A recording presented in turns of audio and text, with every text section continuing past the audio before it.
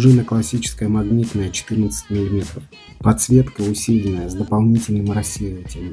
Сила нажатия 45 грамм. Стандарт свечей КС-37B. Имейте в виду, что работать они будут далеко не со всеми клавиатурами. Итак, свечи завода не смазанные. Тайпинг будет происходить на пластиковом плейте и металлический корпус.